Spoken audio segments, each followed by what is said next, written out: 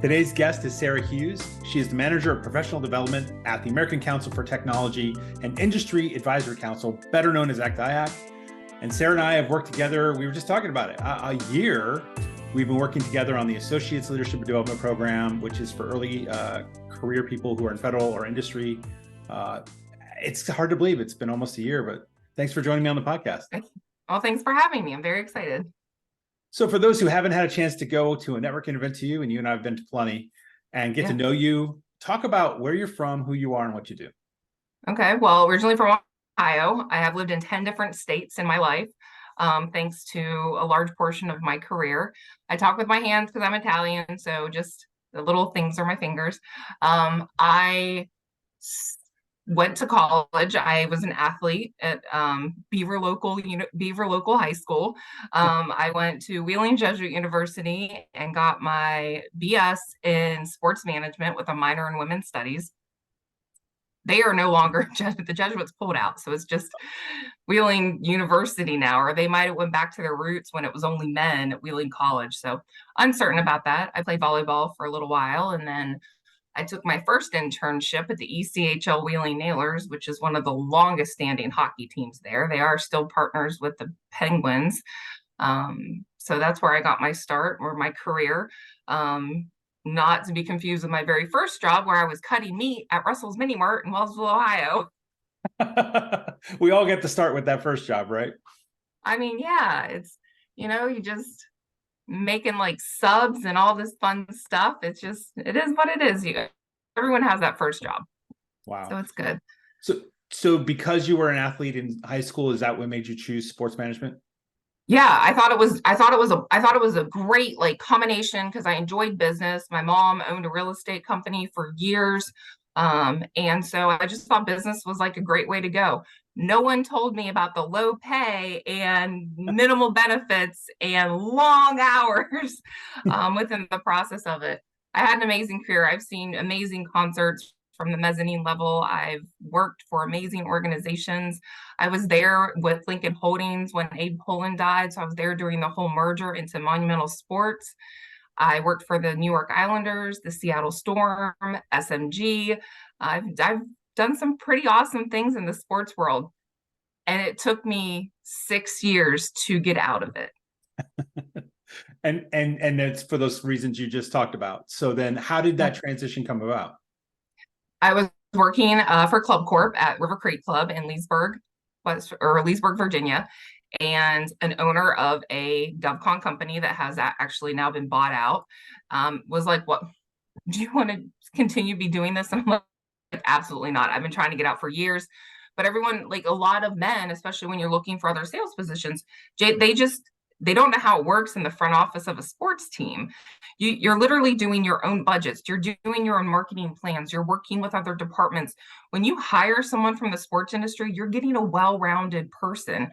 So while my resume would have stated, Sarah, regional manager for the Washington Wizards and Mystics, I was doing budgets for like my whole year. I was doing marketing plans for one-off events, like cute little princess parties, pups in the park, or barking and balling is what we called it because we weren't at a baseball stadium. But it's one of those things that we're assets. We will work ridiculous amount of hours without complaining. You give us a 401k and we think that that's like Christmas morning when we start our positions. You literally will hire someone, and it tripled my budget one time when I, went from industry to like working for country clubs. And then when I started working at GovCon, I was like, oh, I definitely have been in the wrong industry for a very long time. So how did that that person contacted you? It just gave you this opportunity? They saw the work you had done before?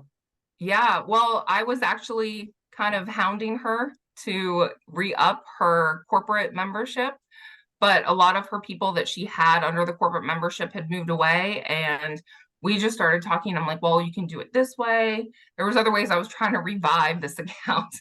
And because corporate accounts are easy to manage because you're literally just doing a corporate account. It's a minimal fee, and then you get like 4 to 5 golfers, which we always go by golf numbers, and that's where That's where you want your numbers to increase when you're doing that. And she's like, do you want to come work in the GovCon industry? And I'm like, I mean, sounds fun. Okay. And then I got hired. And then I had my first inkling, and I never really understood because I have some besties that work in GovCon. And I never really understood in like the early 2000s when they were like, yeah, there's this whole program with the GovCon of like leaning into your fellow female, your younger colleague to get them up to speed, to support them. And I'm like, why would the government have to do a whole program around that? And that is when I understood, when I had a VP of sales that was like 3 years away from graduation, look at me with the CFO and CEO in the room and being like, I'm not going to train you. Why would I take up my career for someone that's starting her career so late in her life? Oh, I'm like, late in my life, I'm 35. Like, I'm not late. What? So, and that's, how it went. So they shifted me into something that was more into my wheelhouse. I took on their budgetings for their sponsorships. That's how I got involved with ACT-IAC, AFCEA, and dumbed down their budgets and started running like training programs internally, connecting the industry, connecting our deliverable sites to headquarters more, creating more of a culture. They just went from a small 8A veteran service disability owned company to a large free and open around that time. So it was a natural fit for me because I was able to take all of my skills from sports and just be like, okay, we can do this, and we can do this on a shoestring budget. I cut their budget by like more than half. They were sending like 2 tables to Fed Tech. Nobody needs to send 2 tables to Fed Tech. right. Unless you're like being honored, and then you send like a bunch of people to celebrate, but no need. That's a lot of wasted money. Wow. So then once you got your taste of it, how did that turn into your second opportunity? I had met Leslie at many networking events because I'm always out and about. And she posted, I lost my job during COVID. My husband and I moved to Virginia Beach because, well, the housing market is so much better down here. And my mom was looking to retire. My dad had passed away, and slowly during COVID, my mom lost a lot of her like network to whatever was happening, whether they're old age or whatnot.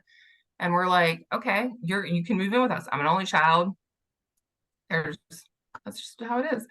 So we found this beautiful home in Virginia Beach, and we moved down, and I've just been here ever since. And I was doing contracting work, and I was looking for another job, and I saw Leslie posting, hey, we're looking for a manager of professional development. And I was like, can I do this from Virginia Beach? And she's like, ACT-IAC won't pay for your hotels. And I'm like, no. I have a father-in-law. I have besties that are still living up there. I still have a big network up there. And she's like, yes, why haven't you applied? And I'm like, I was waiting for you to tell me I could do this hybrid, because you never really know how companies are going to react to those things. Yes, we say we're full and remote now, but like, are you? Is that what's saying? Because I have a lot of friends that are now going back in the office and looking for new jobs because like they're making them go back to the office. Wow. And that's been working out for you. I mean, you and I have, interacted this entire time since you came on board, and you do have an interesting commute when you do come to DC. There's this one lady within our like office space, because we don't have the entire building. And I swear, I just must be like, when I get into town, she must be on like her first like bathroom break, because I have like my frownies on my forehead. I have my hateless curlers I'm about to put my face on. And there's numerous times she's looked at me and she's like, can't you do that at home? And I'm like, no, I can't, because I've been on the road for 3 hours driving up here from Virginia Beach. And I don't have the time at 6 a.m. to do that, because I got to get my coffee, because no one wants me without coffee. So you've had an interesting career journey, right? Because you spent such a good portion of it in the sports arena, doing similarly what you're doing now, right? Events. Yeah, I mean, it's all logistics. No matter what you take into like the sports world or what I was doing within PD, it's all basically still a form of well, professional development's all still a portion of business development because you have to recruit, you have to build those relationships, because if not, we're not going to have people that are going to know about our professional development department. It still blows my mind for an organization that is about to celebrate 40 years in business, 20 years, oh yeah, almost over 20 years of PD, that I still get people from the government agencies being like, I was told to apply for this and I had no idea beforehand. And I'm like, how is that possible? We touch so many different agencies, not even PD, just ACT-IAC as a whole. How? Are you living underneath a rock that I don't know about in DC? A rock, or I mean, I would tell you, I'm one of those people who I I didn't know volunteered that. with ACT-IAC for a long time, and all of a sudden I learned about the professional development program, and I was like, "What the heck? When did they do this?" And it's been around longer than I had been doing it. So I would say a lot of volunteers with ACT-IAC. So for those who don't know what ACT-IAC is, it's bringing government and industry together to solve government's problems, and they have different communities of interest and other programs that are targeting certain areas like technology or HR or Health cyber. and Human Services is Yeah, one of my favorite ones. yeah. So there's a lot of them, and when you volunteer in those organizations, you're in a working group and you're working on white papers or getting forums put together, getting speakers on a monthly basis. You're not paying attention to what else ACT-IAC does. You're focused in on where you're volunteering. So That's crazy to me. I guess also because like where I come from in the sports world, everyone has to communicate to make sure that the game goes off without a hitch. You have sponsorship talking to game day, you have marketing talking to sponsorship and game day, just to make sure that all fulfillment is fulfilled. And in my mind, that's how all organizations should be collaborating.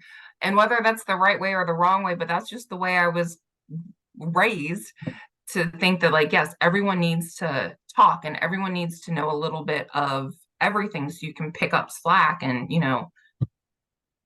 do what needs to be done. well, I would say it's not, I don't think it's limited to professional development. People don't know about ACT-IAC Gives Back. People don't know about the Innovation Center, right? They don't know about any of the other things if they're working in a working group XYZ in some community of interest, right? They may not even know what the rest of the community of interest does, because they only care about this one thing. So it's an interesting challenge, but it's also an interesting opportunity to get more people. So we are launching some recruiting events coming up. I don't know if it's the first time PD has done it, but it's going to be a focus going into 2024. So that's something I'm excited about. I want to do some, get government to bring a government buddy in and see what they would be interested in. Associates, partners is about to launch out for their 2024 class this weekend at ELC. And then associates graduate in January, so we'll be kicking that back off again. So there's a lot of exciting things happening within PD. It's exciting watching young professionals grow. And I know some of these young professionals are like my age, the partners are definitely older, some of them, and the Voyagers can bounce between my age to a decade younger. But it's fun watching some of them completely blossom into like different people and knowing that that's what they want to do. I want to learn on professional speaking. I want to be a confident person that I can go up to someone and talk with them. And that's, for Voyagers. And then our associates right now, they've been in COVID. They entered the workforce through COVID. And I feel like we're going to be dealing with like the next 8 to 10 years of younger professionals that went through a lot of high school through COVID, if not all of it, and then college. They're still trying to figure it out. And then you're going to put them in the workforce where they have to actually have conversations with people in the public. And it's wild. Even at our associates service project on Sunday, one of them asked me, Sarah, how do I leave a conversation? Oh, wow. What? Did we not cover this? I thought we covered this.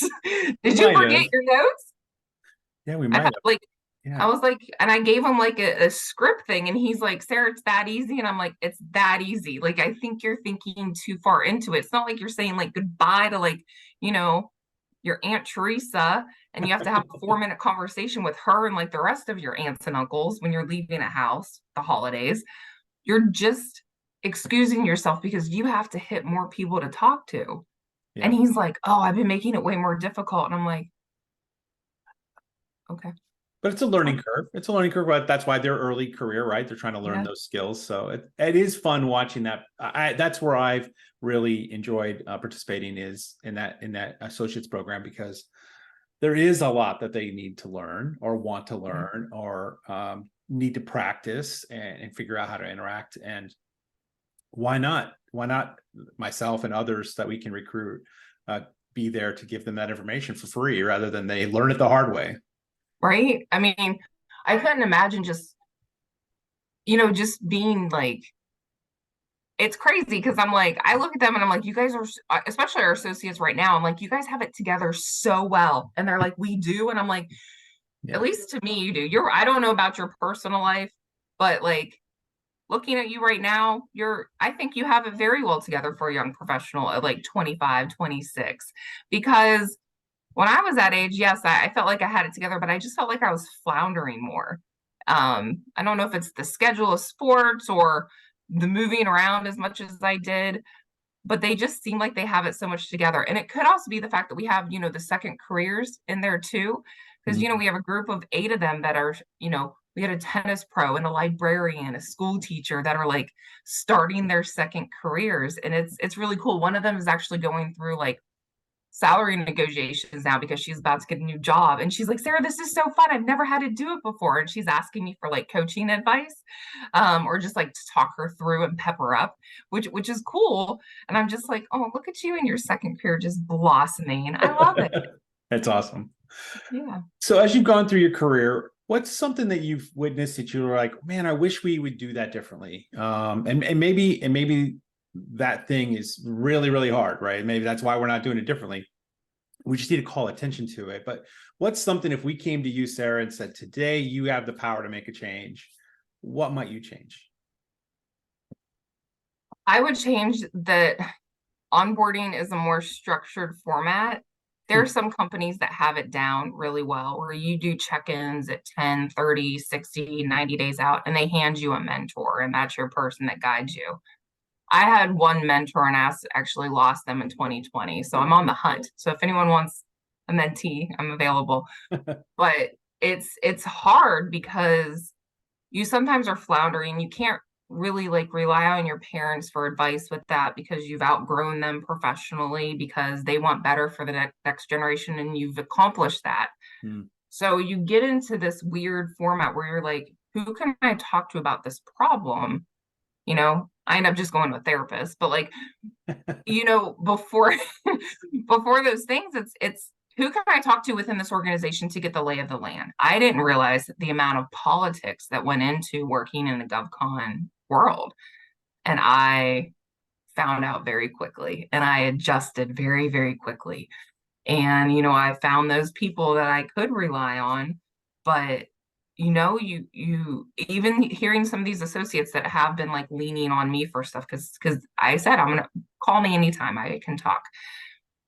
They are just floundering a little bit, realizing that they're in a toxic environment or whatever. And it's like, what do you do? How do you do that? Who do you lean on to? And I think onboarding and the proper way and mentorship is a Mm. positive way to go with things. I wish I had more mentors when I was younger. Being in the sports industry in a man's field, like the amount of advances are not always something that was like it's no, just we're in a professional atmosphere no matter what it is. Mhm. And so there's that. And how do you yeah, I'm gonna stop rambling now because that's one of my funnest traits. I like to ramble and go off on tangents. Well, that's an important suggestion, right? I agree with you. I've worked for 5 federal agencies and I've worked for a number of companies over the years, and I don't know of any that had a good onboarding experience. I Yeah. never was paired with somebody who could give me the ropes. I always had to find that special knowledge of like, who knows how to get access to the systems that I need to have access to, who knows the magic Yeah. that gets me the software installed that I need installed, or even what it is. I've always had to kind of ask around a lot, but I'm an extrovert, so I have no problem talking to all those people. But that's much harder for somebody else who's Mhm. probably, in their first job or second job, a little more nervous, right? They're an introvert maybe. So that's a really great suggestion. And then it's been a long time since I've been anywhere that talked about internal mentorship, where Yeah, you did mentor matches internally. same. We implemented it a little bit at the GovCon company I was at, but it wasn't at the point that I wanted it to. The shutdown happened in 2019. I lost my staff, so I didn't have the manpower to execute it properly. But they are valuable components that are, need to be out there. But you're right, like how do I find our Salesforce in Nimble? How do I find this? I was working off of a random Canva account for 3 months before I sent something to Leslie, and she's like, Sarah, what account are you on? And I'm like, I don't know. I don't know. I'm done. Yeah. So those are important. Those are important changes that would certainly help people become productive much quicker and also integrate into the culture much quicker for a company. Yeah. And that's important too with the culture, because you can get someone in there that they are like, oh, this is like awful, blah, blah, blah, blah. But like in all reality, if they're not incorporated into the culture could be a great fit for them. And if you're not in training, like, hey, you have these trainings coming up, we have the possibility to do, this brown bag session, you have an opportunity to sit in front of the CFO and do those things. If they are in the dark and they don't have someone like telling them and coaching them, they're going to be lost and they're going to leave. Yeah. Because they're just like, I'm not dealing with this. I don't want to be a part of this anymore. And it could have been a good fit. Especially with the new generation. Gen Z is much quicker to check out if they are not providing mentorship opportunities. That's critically important. And we need to get on board, right? The new generation is ready. The new generation needs to get on board, or no one is going to have no one's going to apply for government jobs. No one's going to work in GovCon because it is a very niche market. And outside of the DMV, it's mostly smaller towns where you're focusing on government, the contracting side of it. And maybe this is why I didn't know about GovCon before I moved to the DMV, is the fact that like I grew up in a very small town in Ohio, 2 streetlights, 4 bars, 2 of them were owned by my family, 3 of them are the Eagles, Legion, and Elks. That's your typical Ohio. But like we had government jobs, but they weren't like GovCon jobs. You're not like out there, with the top 5 doing GovCon-y things, I guess. Yep. So it's one of those markets that someone could get plopped down in DC by sheer luck because they want to, I don't know, live by the mall. They may not know about GovCon because of those hindrances, because it's not that big outside of the DMV. That's true. So Sarah, what's next for you? What's next for professional development programs? What's coming up here in the near future? Oh, we're graduating partners this weekend at ELC, so that's immediate. And focusing on recruiting. So like if you're a gov person or an industry person looking to do some professional development and a fun atmosphere and learn and hang out with me, along with other great leaders in the area, just, reach out to ACT-IAC. That's awesome. And I will make sure to put in the links below in the description for the ACT-IAC professional development programs, as well as I'll have your contact information so they can reach out and ask more questions. Thank you very much. Well, Sarah, thank you so much for being on the podcast. It's been a joy. You're always a fun, happy, outgoing personality. So it's been a great conversation. And I look forward to interacting with you in person soon. Yeah, I'll see you like in a couple weeks.